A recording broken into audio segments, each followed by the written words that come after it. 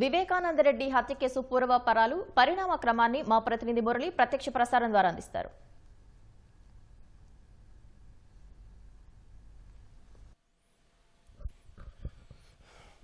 మాజీ మంత్రి వైఎస్ వివేకానందరెడ్డి హత్య కేసు దర్యాప్తు కొనసాగించాలని ఆయన కుమార్తె సునీతారెడ్డి వేసిన పిటిషన్ పైన నాంపల్లి సిబిఐ కోర్టు కొద్దిసేపటి క్రితమే తీర్పు కూడా వెల్లడించింది. దీంట్లో అనేక అంశాలు, సందేహాలు, ఈ హత్య కేసుకు సంబంధించినటువంటి ఆర్థిక లావాదేవీలు, అనుమానాలు, ఇందులో భారీ కుట్రకోణం దాగి ఉంది. ఆ కుట్రకోణం వెనక ఉన్నటువంటి వ్యక్తులు ఎవరు అనేటువంటి సందేహాలను నివృత్తి చేయడానికి సిబిఐ దర్యాప్తు కొనసాగించాల్సిందేనని ఇటీవలే సునీత నాంపల్లి సిబిఐ కోర్టులో వేసినటువంటి పిటిషన్ పైన సుదీర్ఘ వాదనలు విన్నటువంటి న్యాయమూర్తి ఇవాళ తీర్పు వెల్లడించారు. ప్రధానంగా సునీత 7 అంశాలను ప్రధానంగా తీసుకొని ఆ అనుమానాలన్నీ కూడా నివృత్తి చేయాలని ఆ పిటిషన్లో పేర్కొంది. అయితే ప్రస్తుతం ఇప్పుడు తీర్పులో వెలువడినటువంటి అంశాల ప్రకారం మొదటగా వివేకానందరెడ్డి కేసులో ఏటుగా ఉన్నటువంటి సునీల్ యాదవ్ సోదరుడు కిరణ్ యాదవ్, అదేవిధంగా వైఎస్ కుటుంబానికి సన్నిహితంగా ఉన్నటువంటి అర్జున్ రెడ్డితో ఫోన్ సంభాషణ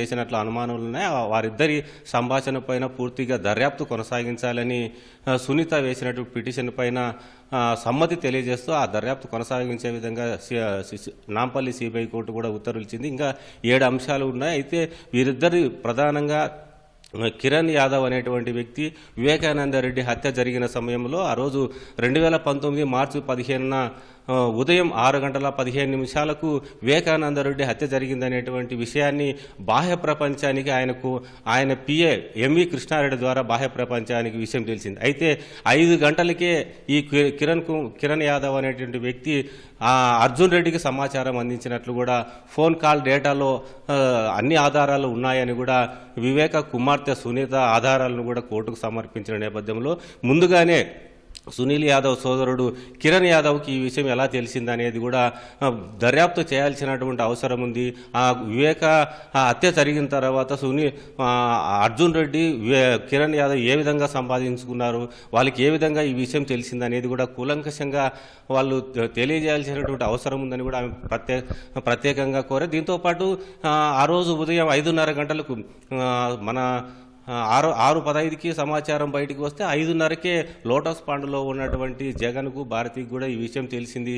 దానిపైన కూడా పూర్తి స్థాయిలో దర్యాప్తు చేయాలని కూడా ఆమె పిటిషన్లో ప్రస్తావించారు. దీంతోపాటు ప్రధానంగా ఏటుగా ఉన్నటువంటి సునీల్ యాదవ్ ఆ రోజు హత్య జరిగిన సమయంలో హత్యకు ముందు తర్వాత దాదాపు 6-7 సార్లు సమీపంలో ఉన్నటువంటి అవినాష్ రెడ్డి ఇంట్లో ప్రత్యక్షంగా ఉన్నాడనేది కూడా గూగుల్ టేక్అవుట్ ద్వారా అన్ని విషయాలు బయటికి వచ్చాయి. ఆ రోజు తెల్లవారుజామున 1:58 గంటలకు సునీల్ యాదవ్ అవినాష్ రెడ్డి ఇంట్లో ఉన్నట్లు కూడా సిబిఐ గూగుల్ టేక్అవుట్లో కూడా ఆధారాలు లభ్యమయ్యాయి. దీనిపైన కూడా పూర్తి స్థాయిలో దర్యాప్తు చేయాల్సినటువంటి అవసరం ఉందని కూడా సునీత పిటిషన్లో పేర్కొన్నారు.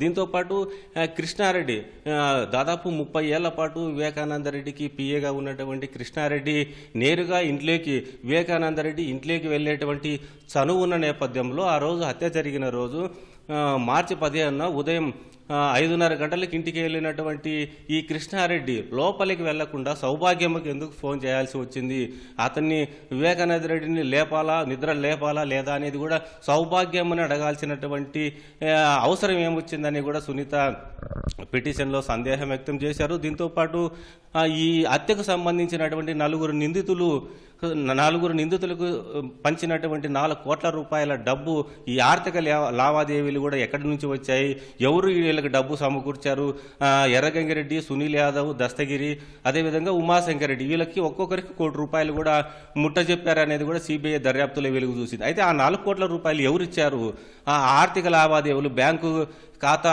లావాదేవీలు అన్నీ కూడా బయటికి రావాలి, ఎవరు వీళ్ళకి డబ్బు సమకూర్చారు అనేది కూడా తెలియాలంటే ఈ దర్యాప్తును కొనసాగించాలని కూడా సునీత విజ్ఞప్తి చేశారు. దీంతోపాటు A5గా ఉన్నటువంటి శివశంకర్ రెడ్డి వివేకానందరెడ్డిని హత్య చేస్తే 40 కోట్ల రూపాయల సుపారీ ఇస్తామని కూడా చెప్పినట్లు దస్తగిరి మా అప్రూవర్గా ఉన్నటువంటి దస్తగిరి తన స్టేట్మెంట్లో పేర్కొన్నారు.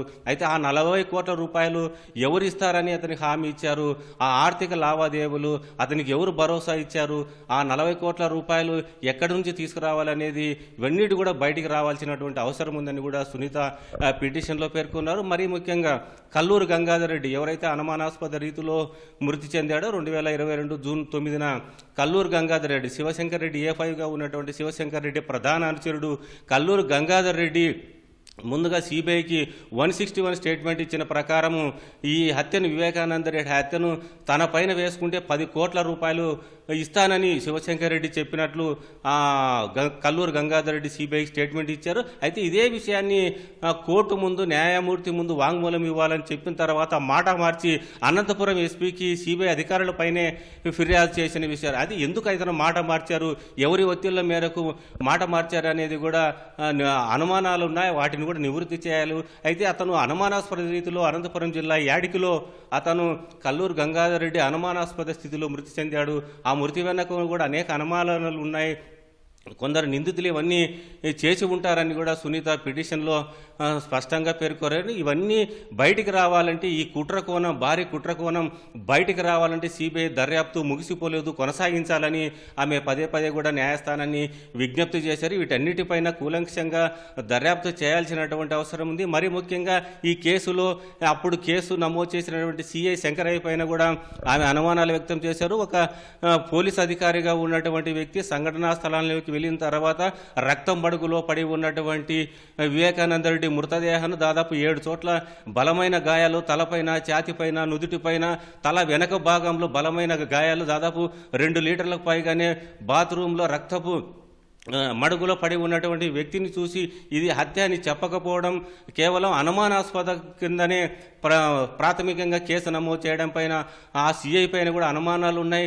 ఆయన కూడా ఇదంతా కూడా దేవిరెడ్డి, శివశంకర్ రెడ్డి, అవినాష్ రెడ్డి, భాస్కర్ రెడ్డి ఒత్తిళ్ల మేలకే నేను ఆ రోజు కేసు నుంచి గుండెపోటుగా మార్చాలని కూడా వాళ్ళందరూ ప్రయత్నం చేస్తున్నా నేను బయటకు చెప్పలేక నన్ను నోరు అదుపు పెట్టారనేది కూడా ఆయన సిబిఐకి స్టేట్మెంట్ ఇచ్చారు. అదే స్టేట్మెంట్ని కోర్టు ముందు చెప్పాలని చెప్పినప్పటికీ కూడా సిఐ శంకరయ్య మాట మార్చి తనకు విజయవాడలో పని ఉంది, డిఐజీ కార్యాలయంలోకి వెళ్ళాలని మాట మార్చి అక్కడికి వెళ్ళిన తర్వాత కోర్టు కూడా వెళ్లకుండా వాంగ్మూలం ఇవ్వకుండా తప్పించుకున్నారు.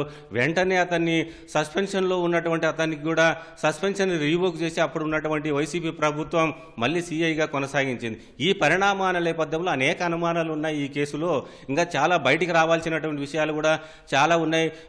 మరీ ముఖ్యంగా కడప జైల్లో దస్తగిరిని బెదిరించినటువంటి ఘటన, A5గా ఉన్నటువంటి శివశంకర్ రెడ్డి కుమారుడు డాక్టర్ చైతన్య రెడ్డి జైల్లోకి వెళ్ళి 2023 నవంబర్ 28న దస్తగిరిని ఆయన SSR బ్యారెక్లోకి వెళ్ళి దస్తగిరిని బెదిరించారు డాక్టర్ చైతన్య రెడ్డి.